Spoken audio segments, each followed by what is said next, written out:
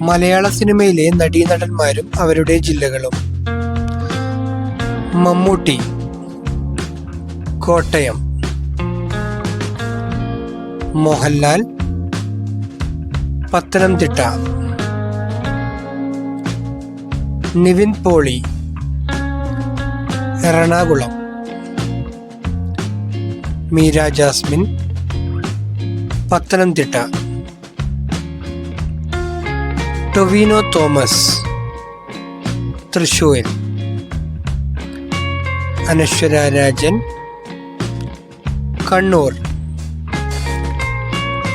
Asif Ali, Idukki. Kavya Madhavan, Kasaragod. Antony Pepe, Ernakulam.